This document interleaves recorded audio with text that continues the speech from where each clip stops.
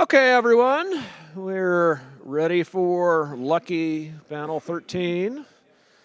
I should announce, unfortunately, Bond West has not will not be able to make it. So we will, if you're interested in saga literature, I'm sure you can write to Bond or look out for him at his next appearance. But we do have Natalie, who will talk about Dostoevsky, and Dutton, who will talk about Dutton Carney, who will talk about literature in general, reading in general. So we have two levels of generality, but we do finally have a central topic in one of the odd-numbered panels. So Natalie, Dostoevsky. Sorry. All right. Hello, everyone. My paper is titled The Altruistic Grand Inquisitor on Free Will and Miracles in Brothers Karamazov. Do you ever have days where you begin to think that everyone is out only to serve themselves and that no one is capable of taking a higher view of existence? Do you then begin to wonder when they will learn to step back and recenter around true priorities? Well, you're not alone. The Grand Inquisitor from Dostoevsky's preeminent novel, The Brothers Karamazov, felt the same way. But perhaps, unlike some folks, he became so moved by the perfidy of mankind that he started an inquisition.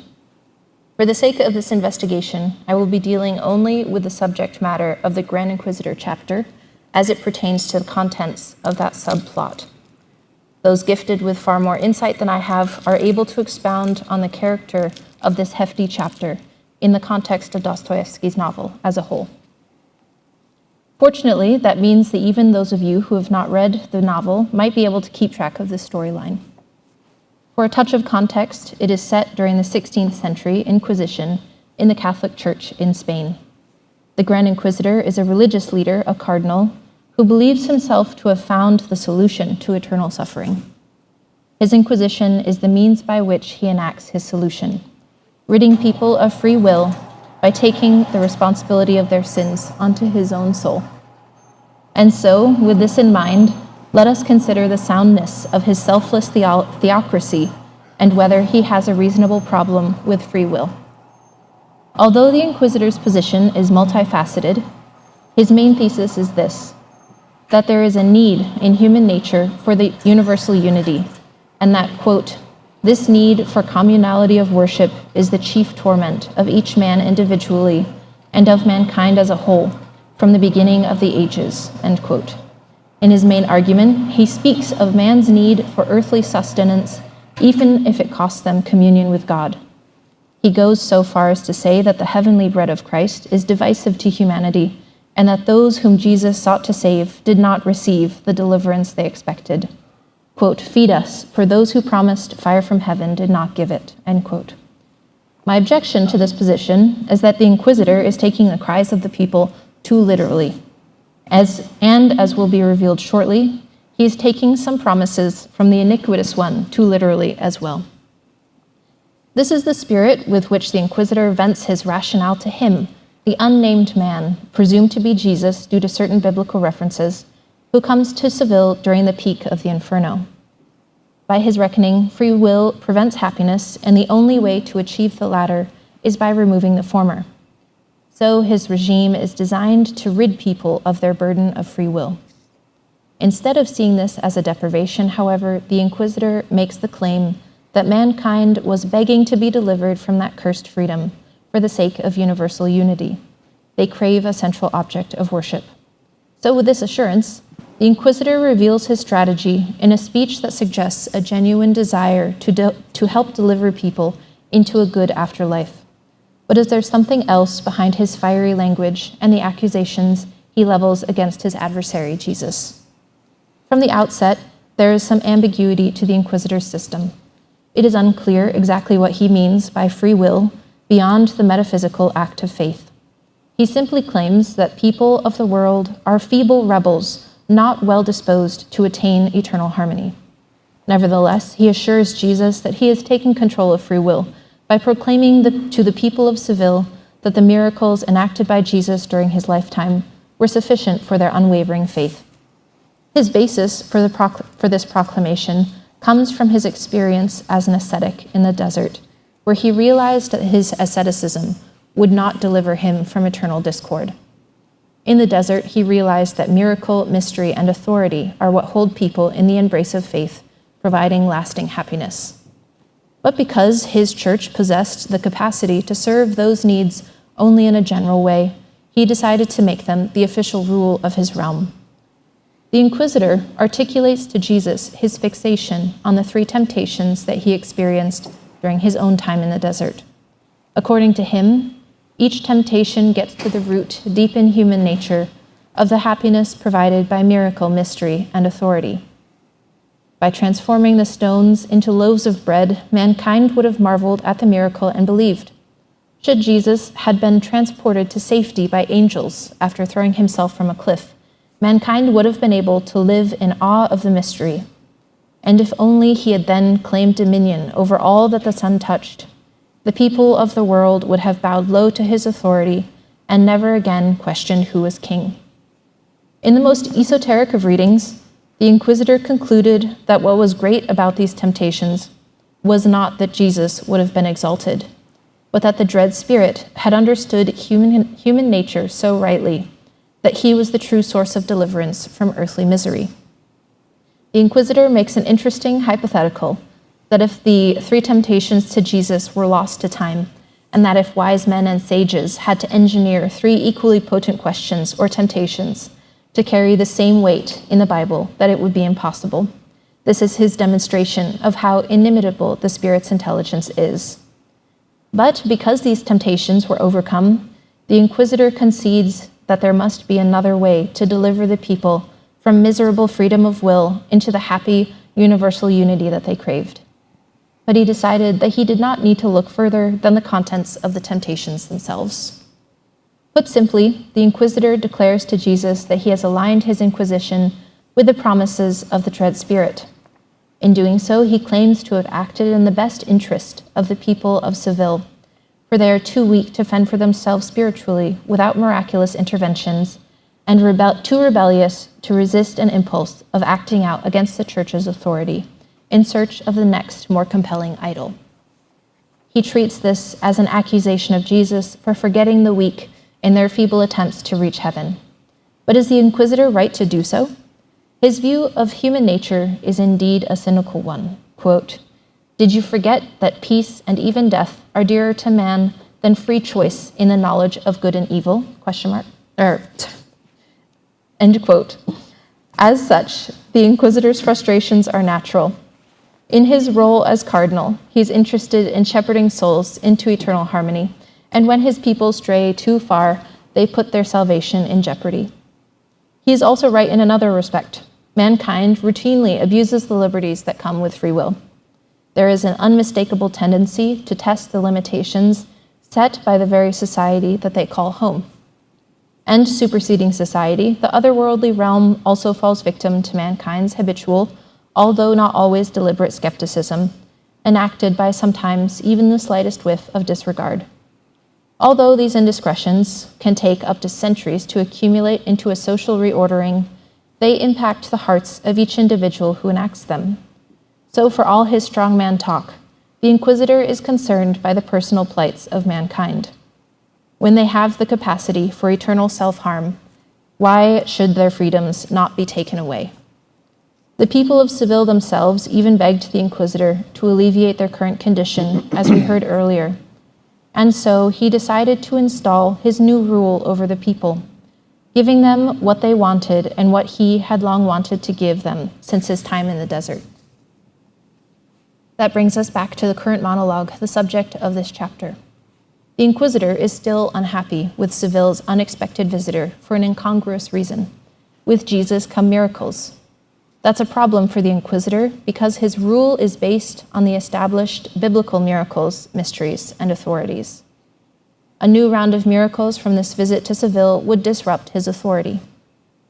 However, in the short time that Jesus was in the city, before getting picked up by the inquisitor, he performed miracles that were identical to the ones attributed to him in the Bible.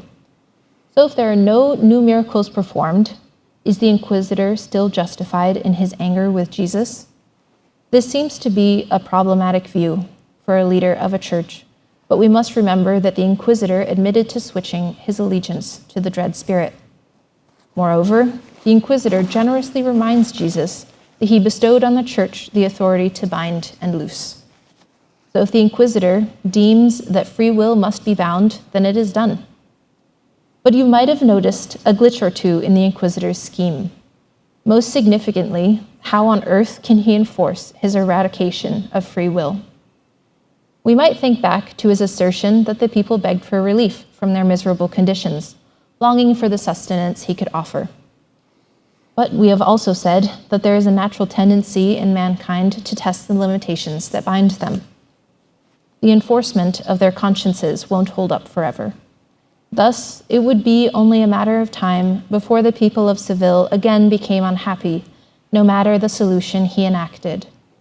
We would be right to note that the inquisitor has begun an inquisition, which conjures images of blazing fear and restriction of expression. But he does not purport to control the actions of his subjects. Rather, he gives them license to act as they please, taking responsibility for their sins upon himself. He simply demands their faith and relinquishment of their free will to the will of the church. The great mystery of the chapter, and perhaps the mystery in the lineup of miracle, mystery, and authority, is who then is he burning and why? Faithlessness is a matter of sin in some regard, after all. On the matter of free will, the inquisitor claims that biblical miracles are sufficient for the unwavering faith of the people, containing the same potency as if they had been performed that same day. However, the recency of a miracle does not proportionately increase the intensity of faith. The thing about free will is that people can exercise it to reject a miracle performed before their eyes. And so, despite the risk of my using a tired expression, the inquisitor can lead the people of Seville to the miracles, but he can't make them believe. He might have good intentions abounding, but his solution will always remain ineffective. Anyway, what good is the promise of eternal peace if it is not verifiable? Is that the last test of faith for the people of Seville, who depend on the inquisitor to lead them safely into the afterlife? We can't help but wonder, in the end, how the inquisitor expected to achieve universal unity in this regime. He is already 90 years old, and his system requires a certain type of authority to retain control over the free will of the people. This is a significant limitation. What's more is that, according to him, there is a precedent for his inquisition and reliance on the promises of the dread spirit. Quote, "For a long time now, 8 centuries already, we have not been with you, but with him. We took Rome and the sword of Caesar from him, and proclaimed ourselves sole rulers of the earth, the only rulers, though we have not yet succeeded in bringing our cause to its full conclusion." End quote. Admittedly, rewiring the network of human nature to forget free will would take a while, but he does not indicate any degree to which humanity has become less depraved as a result. But the inquisitor is difficult to argue with because he takes such a stark view of humanity. By choosing to see only feeble rebelliousness, he struggles to see beyond the misery that they ostensibly bring on themselves. While he could claim authority over the souls of mankind as a leader of the church, he must also concede that miracles, mystery, and authority will work their own power over the people. And if he still wants to sacrifice his soul for the happiness of his flock, then he should return to the desert where he can commune with the dread spirit and fully absorb the iniquity of mankind. Thank you.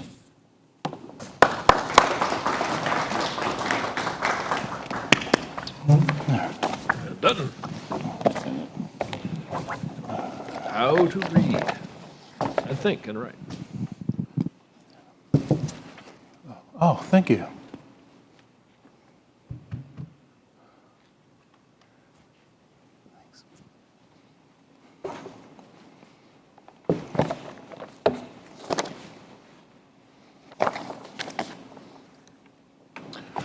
This book takes William Strunk and E.B. White's The Elements of Style as its point of departure. The book is The Elements of Analysis that I co-authored with my colleague at Hillsdale College, Justin Jackson. That book, The Elements of Style, had its origins in the English department at Cornell University as an in-house style manual The Elements of Analysis, in a similar way, is also an in-house manual, but for Hillsdale College. At Hillsdale College, students must take a 2-semester sequence of the great books, wherein they must also learn the fundamentals of standard academic writing based on argumentation that focuses on literary analysis. In short, we read the great books and then we write about them. We found that our students often lack experience in doing real analytical thinking or writing. The goal of this project was simple: a short book that succinctly outlines, defines, and demonstrates each step that goes into the production of an excellent literary analysis of 5 to 8 pages, suitable for high school and especially college. Thinking and writing about literature can be a life-changing experience, filling the student with wonder, awe, and exhilaration. But it can also be horribly frustrating for student and teacher alike. We've all been there. The teacher asks us to write on a piece of literature, and we don't know where to begin. The teacher asks, "Why are you telling me this? Why is this detail significant? Can you dig into the details?" And the student has no response. We thought we were explaining the significance and digging into details, but apparently we were not. The frustration is no less for the teacher. Why won't he stop summarizing the plot? Why can't she explain why this detail is important to her reading? And by the way, what exactly is her reading? This introduction to analysis is not a full-blown textbook about every aspect of analysis, nor about different schools of hermeneutics, nor about how to incorporate research. We're not arguing that the short text gives the reader the way to approach literature. Rather, no matter what sort of theoretical approaches to reading a student eventually encounters, we believe that the student must have mastered the basics of asking simple questions like, how does this word or image inform my reading of the text? Or, why is this detail significant to my reading of the text? These fundamentals of analysis lead to the type of deeper thinking that will produce more critical reading, stronger writing, and a more robust love of literature. These principles are flexible enough for a very specific prompt or for one that's wide open. Because the exegesis of literature is practically inexhaustible, we have attempted not to be too specific in laying out all of the various approaches. Indeed, we have consciously avoided an intricate, weighty tome that tries to do everything. We've tried to do simple things, the simplest things really, when it comes to analysis. We've attempted to make it both teacher-friendly, something that supplements your own ideas about teaching literature and writing about literature, and thus something easy to integrate into your own lessons, and student-friendly, easily digestible examples with very little jargon. We have tried to define and give examples of the most basic approaches to interpreting literature, and then how to communicate that interpretation. Writing well requires the same amount of discipline, perhaps even more, as athletic or musical training. How do we help students discover the beauty of literature and also demonstrate that close analysis is the avenue to that beauty? In Part 2, Chapter 3, of his brilliant Don Quixote, Cervantes masterfully, succinctly, lays out what's at stake in the competing hermeneutics of the entire novel. The young graduate, Sanson Carrasco, reports that many of the readers of the ingenious gentleman Don Quixote de la Mancha would have been more satisfied had the author left out details of the various beatings Don Quixote received throughout his adventures. After Sancho and Quixote argue about the accuracy with which histories are written and the effect that those depictions have on the truth, Sanson says, "It's one thing to write as a poet and quite another to write as a historian. The poet can narrate or sing events not as they were, but as they should have been. And the historian must record them not as they should have been, but as they were, without adding anything to the truth or taking away from it." Leaving aside the problems of the rigid dichotomy outlined above, I'd like to suggest that when reading literature, our students struggle with this very dichotomy. They desire to read literature, like mostly everything they read, according to an historical hermeneutic. That is to say, they wish to focus merely on the chronological unfolding of events in a given narrative. Often, for the student, the question of truth, the truth of a piece of fiction, depends entirely on the realism of the depiction of those events, even when they know that the work is fiction. So then how do we come to an understanding of poetic truth, most especially when we read poetic works? And here we mean poetry, drama, short story, and the novel. Getting at poetic truth, indeed even believing something as such exists, is where our students struggle when it comes to wrestling not just with the truth of literature, but most especially how that truth is depicted. The history of literary analysis demonstrates that literary truth is found beneath the surface of the text, within the unfolding of the events, the plot, or found in the conversation the text has with itself through its use of details. Further, and this is precisely where teachers struggle, how do we teach beneath the surface or within the conversation? How do we convince our students with their innate historical hermeneutical disposition that we're not just making it all up? Perhaps quixotic myself, this book hopes to answer those difficult questions in a succinct, easy to digest manner. When asked to write an essay based on careful literary analysis, the first thing students often ask, what is analysis and how do I do it? These are great questions from students and really hard to answer for teachers. Teachers appreciate the innocent profundity of the question. Teachers really know the struggle. We feel it. It turns out that at some point in a teacher's academic life, he or she has asked that very question. Whether or not there ever was a concrete, actionable answer, it makes no difference because teacher and student must now answer the questions, what is analysis and how do I do it? It's inescapable as long as we continue to teach the great works of literature and ask students to write about them.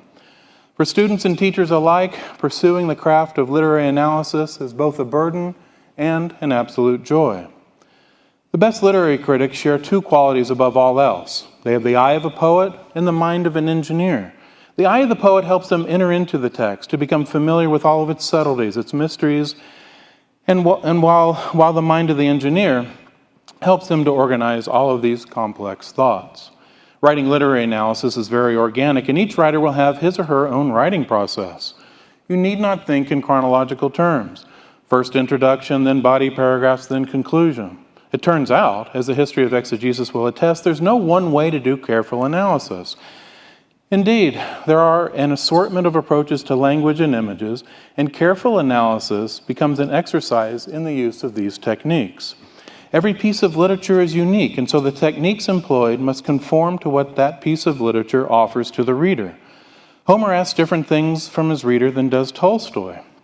Every author has his own grammar of literature, and it's the reader's task and eventual joy to study that grammar and to enter into that author's world.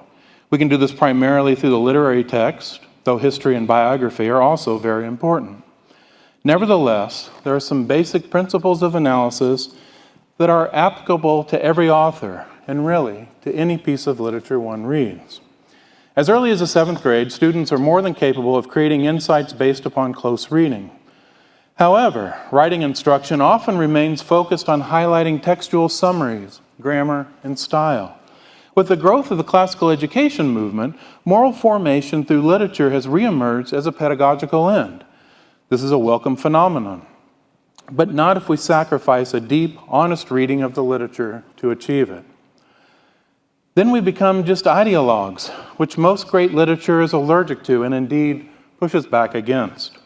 We need not fear a moral relativism while employing a hermeneutic of charity. We can enter into the world of an author whose view is not our own, historically, culturally, or morally, without blindly accepting it. All of these foci can often shift our attention away from pursuing the wonder of literature, the act of simply reading literature for itself. We cannot read literature for itself if we impose a prefabricated hermeneutic upon it. What emerges from that approach is an explication of the hermeneutic instead of the literature. Literature is a mode of knowledge, pulling readers into the author's world, challenging us, disturbing us, giving us great joy and clarity, ultimately demonstrating that actions entail the consequences of choice. Our greatest literary works often assert ambiguity which requires an interpretation, a wrestling with the text. This is how we honor these authors. We don't put their books in a museum. We annotate these books, we mark them up, we throw them up against the wall. And when we write about them so as to enter into a conversation with the greats. Hence, literary analysis. It is our assertion that the particular details of a text communicate and participate in an intricate, ongoing dialogic relationship within the overall narrative. The beauty of the whole cannot be understood separately from its particular parts. The significance of the parts makes very little sense outside of the context of the whole. It's a mysterious literary and exegetical dance, and one that has beckoned readers for millennia. But identifying and explaining these relationships requires analysis. And so this book is a book about analysis. This book will teach you how to isolate 1 to 8 lines of a text from a larger narrative, one not need be dogmatic about numbers here, and then to analyze them, and then to show how these particular parts relate to the whole text, or even refract its overall vision. The insight gained from this analysis will then serve as the driving force of the essay, its thesis. The part, be it a word, a line, a passage, or an entire scene, is then used as a vehicle to understand the overall significance of a piece of literature through this concentrated, illuminative moment within the text. And the student's essay will be focused on this aspect, will highlight it, and will use it to help the reader understand not only the importance of the passage, but through this passage, something about the entire work. You can't be comprehensive about a literary work in 5 to 8 pages.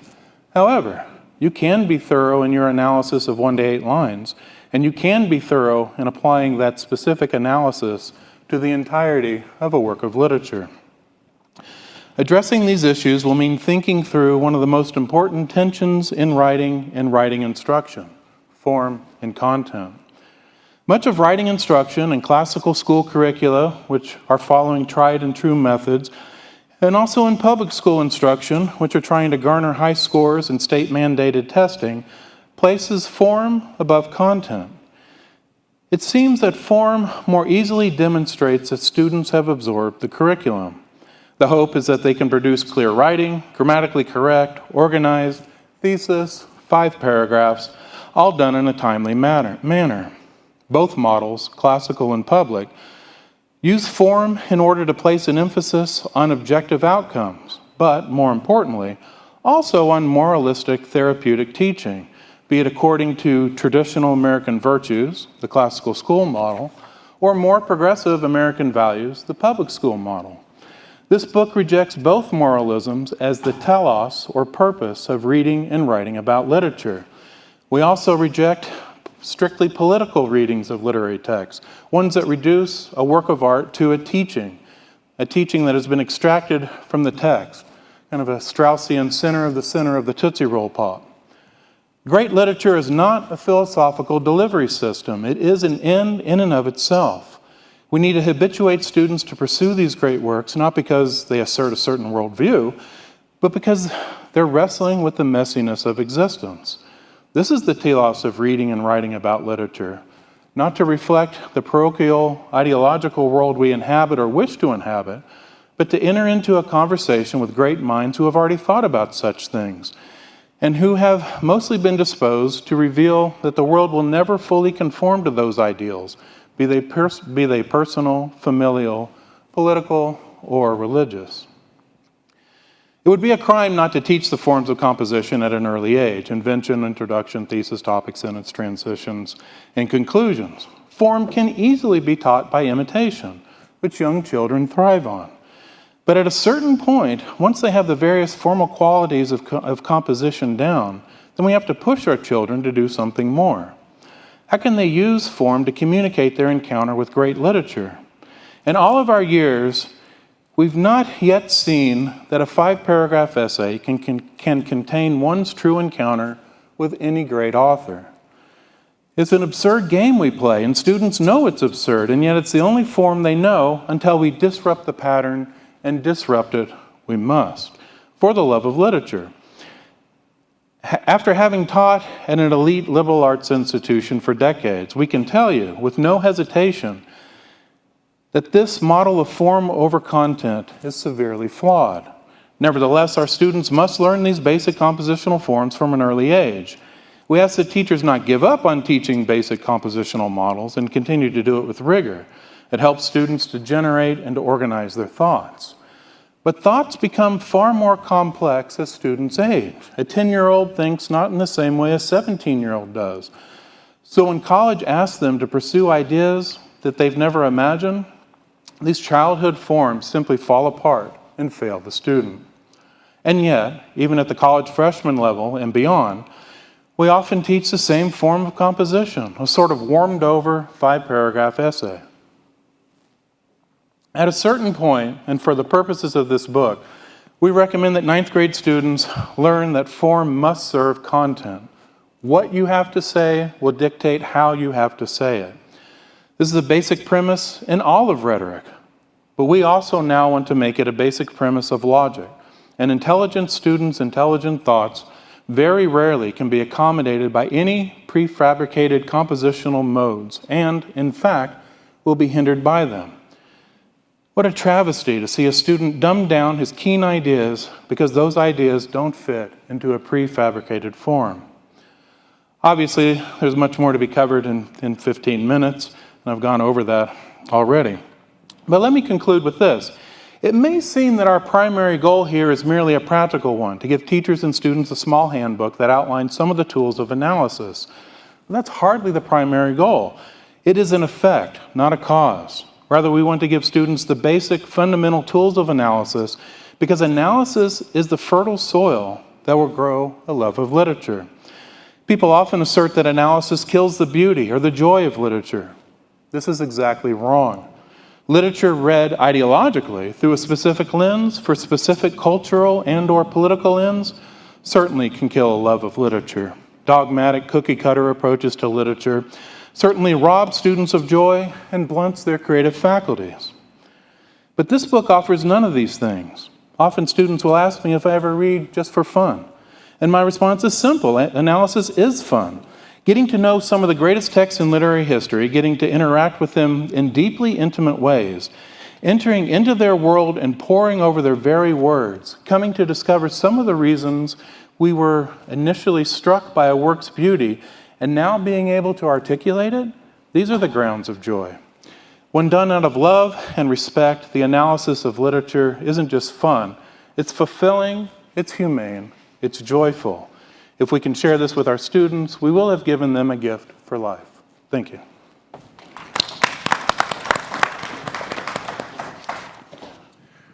Well, we have half hour for talking about literature, talking about Dostoevsky. So I guess I have a question about Dostoevsky. What do you This is one of the few pieces of literature that I've actually looked at, thought about, somewhat more carefully than others. So the Norton edition, I was looking up. I guess there's a second Norton edition. The first one, Ralph Matlaw, I think, had this essay in the back explaining how the reactions of the brothers was an answer to the Grand Inquisitor. So Alyosha deciding not to give up after the father ends up not decaying like a normal body. Ivan telling the truth even though he knew no one would believe him, and Dmitri deciding not to actually kill his father, even though then the fourth brother does, of course. Oh, spoiler alert! What do you what do you think of that analysis? That those three instances of proper choice despite pragmatic failures to just do what you want are an answer. Are those actually an answer to the Grand Inquisitor or not? Interestingly, Alyosha and Ivan have a little bit of dialogue in the chapter itself. And certainly it's Alyosha's immediate reactions to the story that his brother is sharing. And to the most part, I think that his reaction is, I guess he could rightly accuse Ivan of poking fun at him in the way that brothers do when they have different opinions. Just trying to get him agitated, knowing that Alyosha is a monk at a monastery, or wants to be.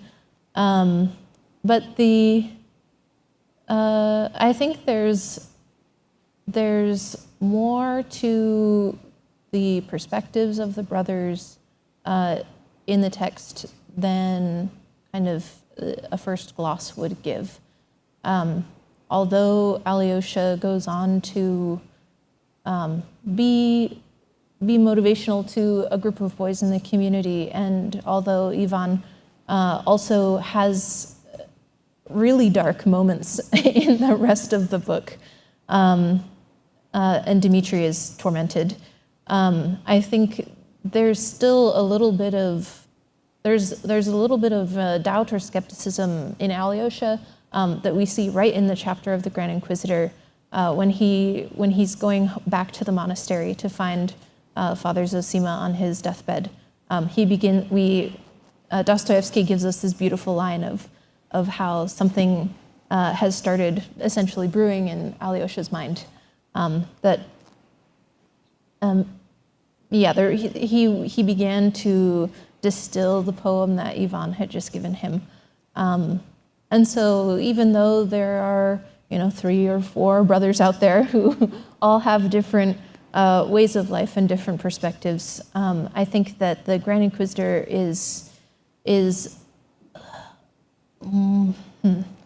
there's a level of complexity to it that makes it a little bit difficult to just kind of align with the siblings. I'm sorry, that's not a very answering answer, but that's my take. John. Hi, thanks. Hi, John. hi. Thank you. This question's for Dutton. And Dutton, I think I know the answer to this, but I'll ask it anyway as a point of discussion. Does your guide have reference to grading rubrics? Of course, one question students have is, what do you mean by this analysis? And the other question is, how will I be graded? How what? How will I be graded? Can you hear me out of the microphone? How does one grade, you said? Well, what I asked was, does So your I guide... heard the rubric, but I didn't hear the second half. Yes, yeah. Okay, so it comes with... What I was saying was, you said one question the students have is, what is this thing you're asking me to do? But then the other question they have is, and how will I be graded? So there is a rubric. It comes with 5 appendices, and they outlining the most common mistakes, where they'll make a list essay or a narrative retelling, or this reminds me a lot of Ecclesiastes, and the paper is supposed to be about the Odyssey, but it's really about Ecclesiastes that they know more familiarly. It breaks down, I tend not to give Fs, maybe a D minus might be the lowest grade I give. If the student merely summarizes the text, reproduces what's there, it's always a D. And I invite them to come to my office and talk it out and say, if you think you're doing analysis and I say you're doing summary, you're not leaving here until you see that you're doing summary. A C-level essay is an essay that makes an argument, but that's not doing any analysis. So it's commonly like a list essay. You see this a lot in the classical schools. Odysseus is a courageous person.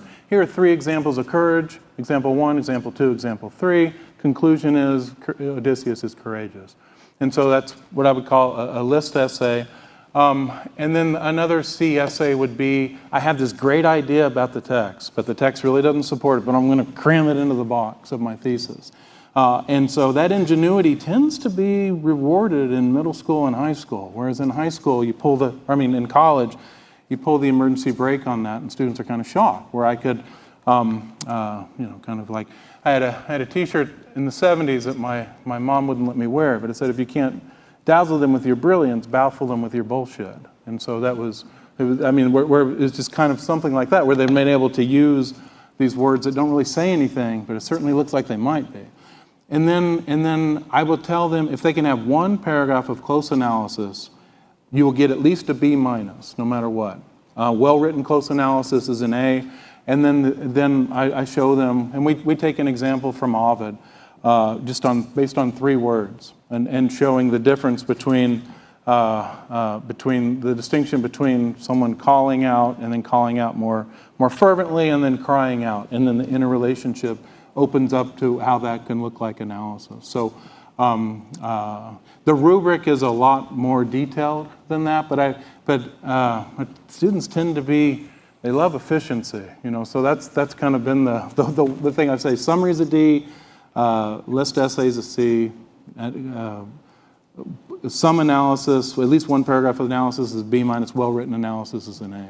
And so, and then the semester is kind of set up to where I've got 60% or 50%, depending on if they're freshmen or sophomores, devoted to the essays. And then 50 or 40% of their grade is determined by maybe not busy work, but work that they've been able to excel at from 7th grade on. And so they can get an easy A with that, not like easy, but much easier than the essay. And so you could get a C on the essays and a B in the class, or get a C plus on essays and still end up with an A in the class. So really go all in on the essay, but not to make it to where it frustrates them. I mean, it does frustrate them, but it doesn't make them think, well, I'm doomed because I can't do this analysis piece. So. Hi. One of my favorite kind of glosses on the value of great literature, and I think a gloss on what makes a piece of literature great, comes from Shadi Barsh's introduction to her translation of the Aeneid, which if you guys haven't read, please read both the introduction and her translation. It's the best. But she says that what makes a piece of literature great is kind of found out in subsequent generations to its being written, when every new age lays claim to it as being about that age, right? You kind of find out that this is a great piece of literature that has something to say to everyone, right? Everyone sees something of themselves in it. Every kind of society sees something of themselves in the Aeneid, and that's what makes it great. So a question for both of you. I mean, when we're trying to identify these texts that we most of all want our students to engage with, how do you want them to engage with them? And what do you think of as great? I mean, do you want them to be able to look into the literature and see something of our moment and something of themselves, that greatness being determined by being able to see a lesson or something for them? Or do you want them to be able to engage the literature in this more distant kind of clinical way, to do that analysis, if I can lean on that term, in this dispassionate way that's not meant to be about me here in my situation, but something more global or universal? I hope that question makes sense. Thank you. Want to go first? Sure. Okay. I really like this question. It guides me when I'm reading. And I think that in order to get a good sense of how we should be engaging with texts, we have to read a lot, which maybe goes without saying, but for those people who don't have a habit of reading, it can take a little bit of warming up too. For relating to the text, I think it's, or like having a sense of how you should engage with it, comes from each book individually. And when you have a list like the great books, they make it a little easy for you, just because there's no question about what kind of merits are contained in them. But I think that it's it just, yeah, I think I'll leave it at a question of what, sorry? Maybe there is a question of what the merit is. Maybe that's a conversation we can facilitate. I see. Thank you. I do try to dissuade students from delving into personal narrative and using "I relate to this" language.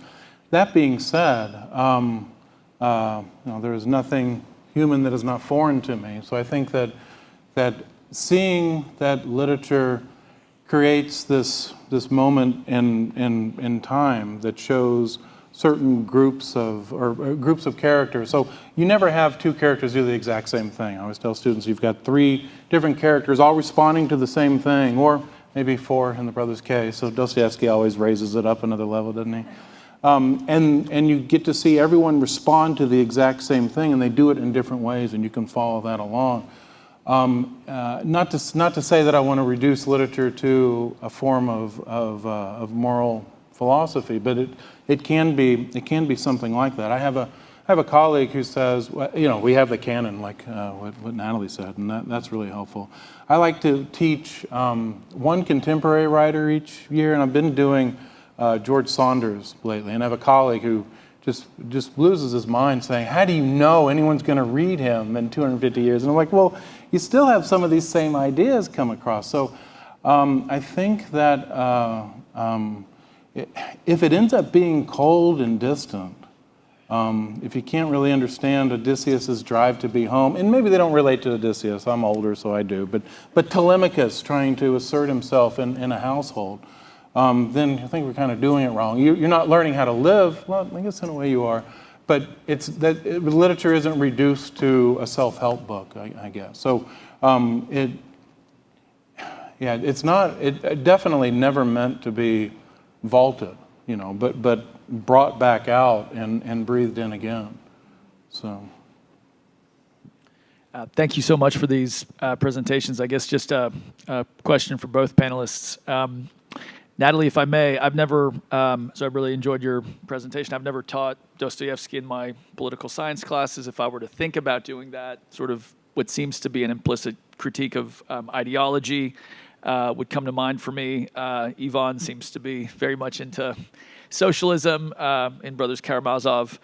As you think about teaching Dostoevsky, Brothers K, another question that seems to be coming up is, interdisciplinary co-teaching possibilities as part of this civics movement. What discipline do you see as most profitably maybe co-teaching a course on, let's say, Brothers Karamazov? And then, Dutton, if I may, quick question. How does extra credit fit at all into your rubric? I'm neither going to confirm nor deny that I've used it to increase my teaching evaluations. But in all seriousness, is there any place for extra credit in the way you've described grading? I'll go first. This is really quick. Yes and no. I mean, I usually say no, but if you haven't been a grinder all semester, if you haven't been participating in the message board, doing well on reading quizzes, you don't deserve that extra credit. But if you're on the cusp and you can't write your way out of a paper bag and you've really, really tried, but you've grinded on all the assignments and you're between two grades, or even I'll bump it up a third, 2/3. It's and there's always someone who'll win the Bulldog Award for the semester. So I know it's hard, and I'm not out to frustrate them. So yeah. Thank you for your question. I haven't had the blessing of being able to teach yet. I'm still on the student side of things. As far as subject matter that I would like to engage with and alongside Dostoevsky, probably the most natural alignment would be religion. Probably any religion, but mostly Abrahamic. Another would be philosophy, just due to the similarities of philosophy and religion. But I think it might be a little bit more of a stretch with Dostoevsky just because of how human his texts seem to be. It's not as heady as other books, so probably religion. Hi, I'm Elizabeth Larrabee from Rosary College, and I have a question for Dutton.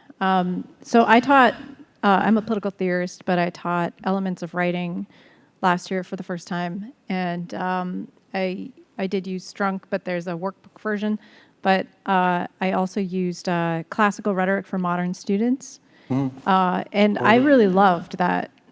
I hate textbooks. I loved that book, and it did produce. It made me a better writer, and it made my students better writers. But what I was wondering particularly about your work is, like when you say get beyond the 5-paragraph essay, I still find that structure useful in my own work 20 years on, past being a student almost. And so if you could just give a little more detail about that, expand on that. Yeah, I think Corbett is great. This book really assumes, here's the thing, is that the students who come to Hillsdale are already really well prepared by college prep. curriculum. And so they know what a sentence is, they know grammar, they know what a paragraph is, topic sentence. They just haven't been able to put substantial content in it.